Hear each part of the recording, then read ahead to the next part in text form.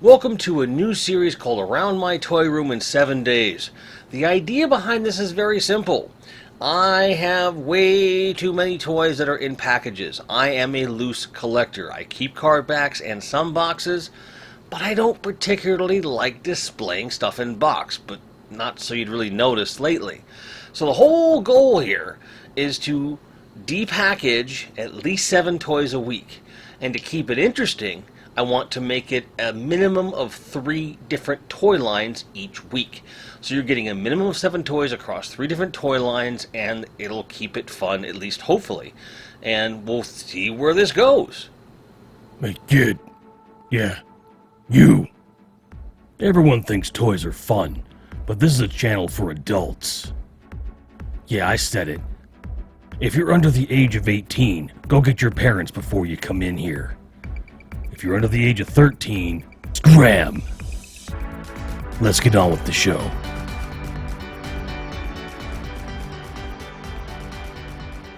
So, a minimum of 7 figures unpackaged over 7 days with a minimum of 3 separate toy lines. I can do that. In fact, I've already started. Today is technically Wednesday, just to peel back the curtain a bit, but Monday I depackaged this guy. This is the McFarlane's DC Multiverse Superman from Hush, and I really like this version of the character in general. I am the proud owner of a Mafex Hush Superman, which of course is superior in many, many ways. But for a daily driver, so to speak, this is a very good figure. The cape looks wonderful, but it is of course plastic. There's not really anything you can do with it. That's a problem. I don't believe the cape comes off. That's an issue. But again, this isn't meant to be the best Superman ever. This is meant to be display alongside my other DC Multiverse and Mattel Superpowers characters. And this is going to do perfect because this is a very solid representation of the character. And the art style from the comic certainly evokes the square jaw of the past, a little bit of Christopher Reeve in there, and then still some comic accuracy for fun as well. Not a thing wrong with the costume. For the price, you can't beat it. They included a stand, as they always do in Multiverse, as well as a flight stand. Here's the problem. The flight stand is too thin, and it bends way too easy under Superman's weight. In fact, it's almost bending to the right now because of all the weight that is on there. It is not a lot of fun to use. I don't like the idea he's on basically a big plastic spring, but that's an easy thing to fix. There's plenty of good flight stands on the market, and this still functions as a regular figure stand if I decide to just have him standing with, say, his arms crossed or something like that. Very welcome addition to my collection. Let's move on to catch up to today, which is Wednesday, which means 2 more figures, probably at least 1 from a different line, right?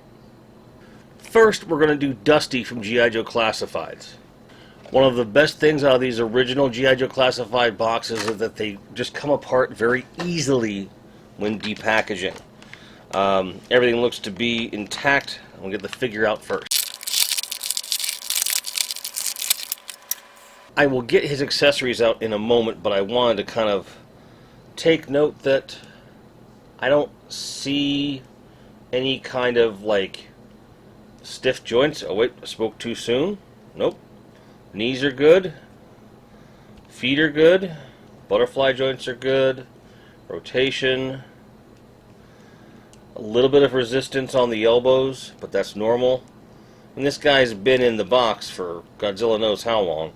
But overall, he's got his articulation without any additional heat applied, and especially for Classified, that's saying something. So let's get the accessories out and gear him up.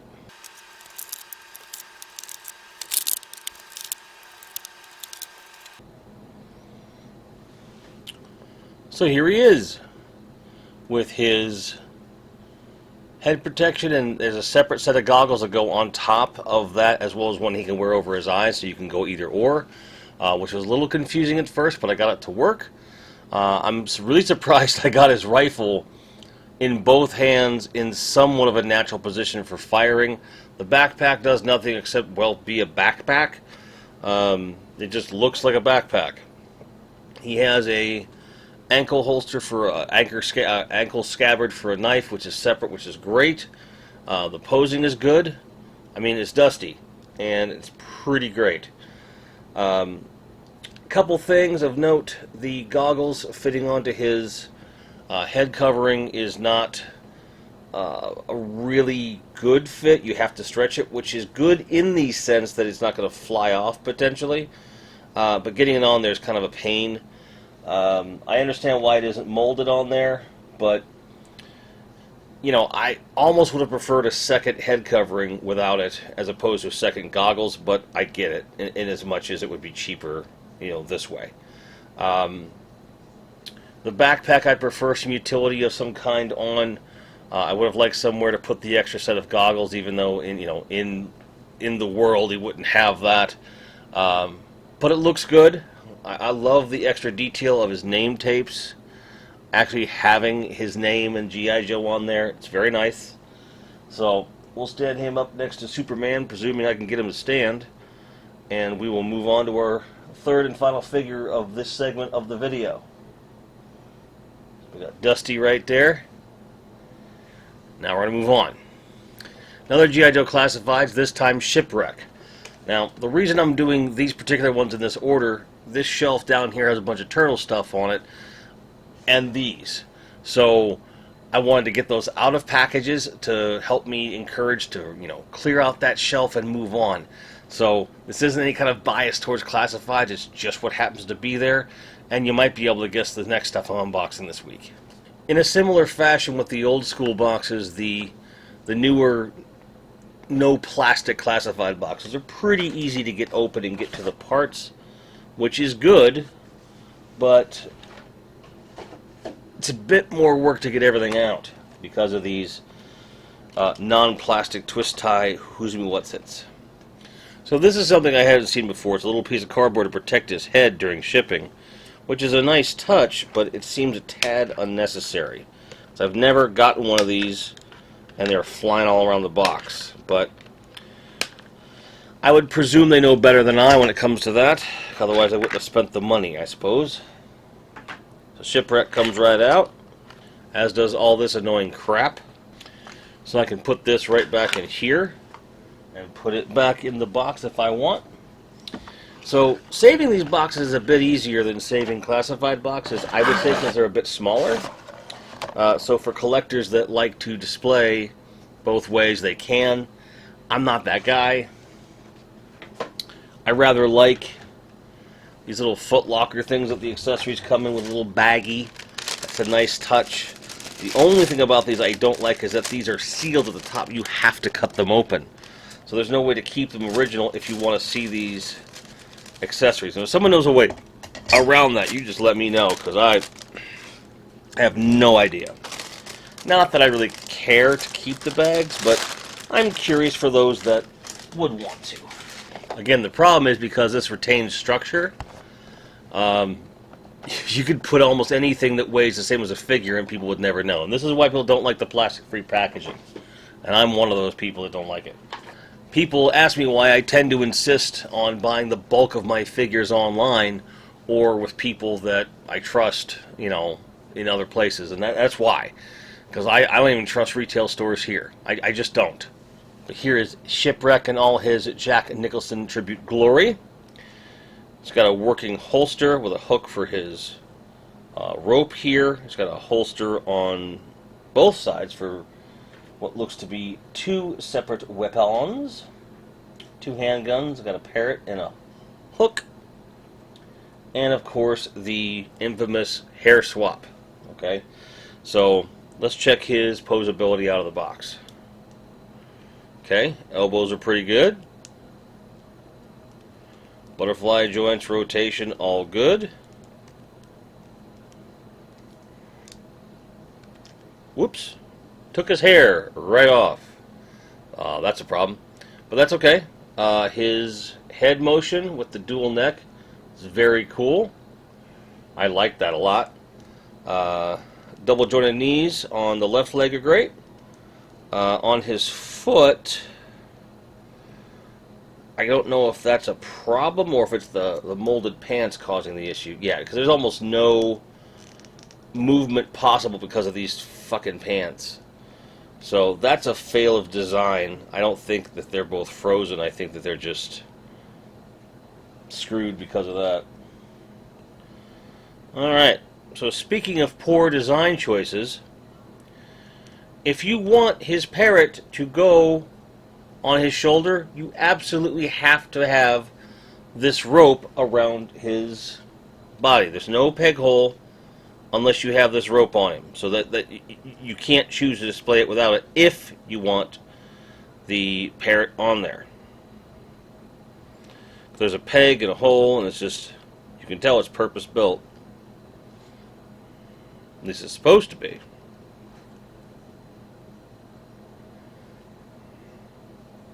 For as gummy as this peg is, they're asking an awful lot from this design. So, I don't know if I have this on backwards or what. I probably do now that I'm looking at it. Okay, so I have to do it from the other side. Because apparently, not only do you have to have the rope on, but it has to be over a specific shoulder. Otherwise, it won't function the way that you want it to. Very annoying. The good news about that is that it's not horribly difficult to manipulate, especially if you remove the hat and hair.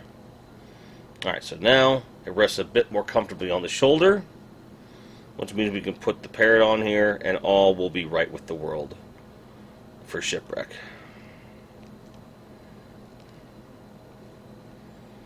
Yeah, see, that actually looks pretty good. I wish we had a peg hole without the rope, but from a machining standpoint, I kind of understand. I just don't like it. Here's Shipwreck looking very Shipwreck. Really happy to have this figure, despite the flaws. I'll swap out the hat for the hair just to see how it looks to me. That ain't half bad. That ain't half bad. I'm glad we have the option, but I don't need to avail myself of it. He looks great just as is. And considering that, aside from posing, I won't be doing a whole lot of play. I don't really care about some of the other things that are, again, to me, shortcomings of the character or of this particular figure of this character. Like the fact that his ab crunch doesn't seem to want to work. That's a problem. So, that's Monday through Wednesday. It's Thursday, and I've had a pretty shitty day, so I'm going to open a damn toy. Slamurai, because I want to take out some bitches today. And here he is. Basically a 1-to-1 for Ninjor. There are some slight differences, of course. Obviously in the paint deco, the weapons feel a bit not as breaky, and I like the paint on the nunchucks a lot better. They seem to have reinforced the chain a little bit, which is a good thing. But everything else works just as well as the original Ninjor did in the Origins line. And he looks great. Like, I think it's a cool figure. They really took their cues from G.I. Joe on this one for sure. You know, because back in the day, you know, you had Snake Eyes and Storm Shadow, and Ninjor and Slamurai here were meant to be kind of the same thing, but in reverse. White equals good, black equals bad, and hey, that's okay. I don't mind that at all. So we give him more of a bit of a heroic pose here, and he's going right on the shelf, because man, mwah, this made me smile. Here we are at the end of week 1. We've already got our minimum of 3 different toy lines, and we've only opened 4 figures. So I need to open 3 more figures, and I decided just to go with 1 more toy line. The reason behind this is that, as you may be able to see next to me, this shelf is starting to become clear. Again, that's the reason for this series, is to force me to make content out of depackaging toys so I can start moving shelves around. And I'm happy to say I've found out the perfect solution. I'm going to open 3 Ninja Turtles figures now. An American release Foot Soldier, a European release Foot Soldier, and good old Leatherhead. We'll start with him. And here he is in all his glory. Like, I love this guy. I had him as a kid, and I don't recall his jaw opening. That may be something new, it may not be. His tail getting to rotate, I don't think is new. But there's something about this version of the figure that does feel different to me, aside from the obvious manufacturing choices and so forth. You know, comes with his shotgun. He's got his little bear / turtle trap right here, which is a nice feature. And I believe you can probably just fit that right there, even though this is... Oh, wow! Okay, this trap actually moves. I don't recall having that on the old toy. That is really cool. That is awesome. And it makes it more, easy for him to carry if he chooses to carry it on the back here, which again, is probably meant for the shotgun. But I find that it's probably the more likely thing he's going to want to have, stowed away. I don't like the fact you have to have him down like this. I prefer to have a more straight up and down stance. I've always had that concern with the character, but he looks beautiful otherwise. Like his entire paint deco is perfect.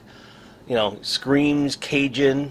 The shotgun and everything still works in terms of functionality, even with this awkward pose that he's kind of crouched down, which I suppose like a gator would be, I guess.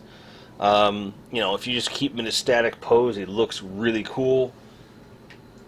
And it's leather. It's Leatherhead. What do you want? The card back is beautiful. It's not just recycled art necessarily from other things. It reminds me of the old one, if it isn't the exact same art. The back is really nice. This is why I collect this line, because I like being reminded of really cool stuff. Speaking of really cool stuff, I have a bit of an obsession with foot soldiers. These are my only two, and they're both gracious donations / help from Gojatron and Boba Hicks, respectively. I have not been able to find these anywhere outside of 4-packs, so it's very, very cool, to get these. So I'm going to open these up and have some fun. Let's go. Right away, I want to point out that this European issue of the Foot Soldier, you can tell, aside from the cross cell on the bottom here, and this banner that's inside the bubble, these cards are super generic, which I'm guessing is a cost-cutting move, which, okay, whatever, but when you compare it to the American release that has the artwork, of the character on there, and you have a bit more of more artwork, you've got the ID card. I don't particularly care for what they're doing to European fans. I think that they should get the same thing we're getting. But in the defense of that, I do rather like the artwork on top of this card back. But what can you do? Those criticisms aside, the card back does come up pretty clean, which is good. I save all my card backs, and because this is a variant, of course I'm going to keep it, right? I'm going to keep that variant. And the bubble comes right off. And I kind of love this little thing, and it's not taped shut or anything, so I can flatten it and save it alongside the card backs, which I know it seems frivolous, but I enjoy these quite a bit, so I'm going to keep them. For as notoriously fragile as these weapon sprues are, this came out with relative ease. Nothing appears to be broken, and I'm not unhappy about that at all. Now, I'm not going to mess with taking the weapons off on any of these characters until they're ready for display, and that's going to be a whole separate thing. It's not going to be on video. I'm going to use it in precision tools and a magnifying glass just to make sure they're smooth, clean, and I don't break anything. So on European release, Foot Soldier reminds me a lot of the old school one, from, as it would, but a little bit gummier. Some similar issues like the old one. It couldn't keep the head in the same place all the time.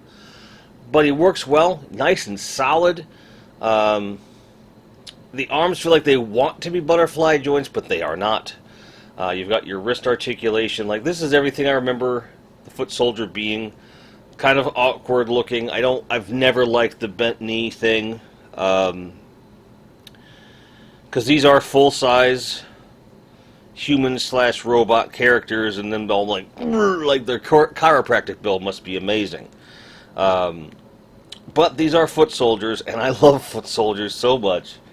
And the European release does not disappoint. And he's going to sit alongside Leatherhead and all his crouched madness and glory. Now we go for the U.S. release one, which is bound to have weirdness in the packaging somewhere, because I can see 1, 2, 3 ties on this, whereas that one only had 2, and one of them was a twisty. So we'll see. Once again, to call your attention to the fact that these card backs are custom made for the foot soldier themselves, and has the great classic American cross sell. Granted, I'm not trying to be a jerk about different territories, but I think they're getting screwed. I think they've always gotten screwed in many, many ways when American toys get put over there. Sometimes they get more than us, sometimes they don't. But in this case, I think they're royally screwed on these card backs, and that's a shame, because they're a big part of the toys and what I remember and the nostalgia for them. So I think it's a huge dropped ball on Playmates and their overseas companions. Let's go ahead and get U.S. foot soldier and his weapons out. The weapons are stowed behind the clamshell, which is odd, like I say. And they have 2 twist tie thingamabobs here, which are not really that easy to untwist, so I'm going to cheat and cut them, being careful not to destroy the plastic itself. Now there's already stress points here, big stress points from the weapons on the American one. And granted, they're in places that shouldn't be too difficult to mitigate. It's clear that this was meant to be shipped like this, and they shipped it another way, which is dumb, but nothing is damaged in the long run, and nothing is unfixable, if you will. Otherwise, the weapons are pretty much the same.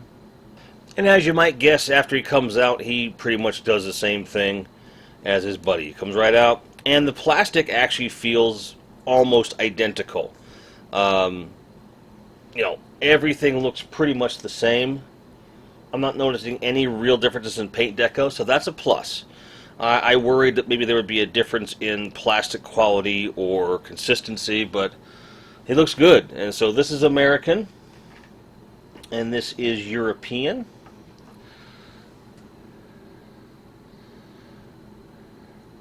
Pretty undetectable, and that's not a bad thing.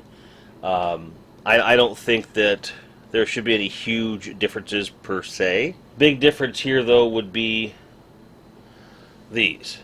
And here's the funny part. This one says, it just has the tax stamp on it, whereas this one has UK, Canada on it, and a whole bunch of other crap. So I don't know. I'm not mad about it. It's just an interesting trip down the lane. So that's week 1 of Around the Toy Room in 7 days. We opened 4 distinct toy lines, 7 different toys, and although we ended with Ninja Turtles this time around, you can bet we'll be starting with those on the next week, and I'll probably be wearing the same shirt because detergent is expensive. But in the meantime, may all your card backs be straight, may all your grinds be merry, and may you be able to find anything you're looking for at any given time at a price you feel is reasonable, especially when it's for free right off your own shelf. Take care, guys. We'll see you soon. Cheers. Special thanks to our patrons and members who you're seeing on screen now. Thank you so much for your support. It really helps.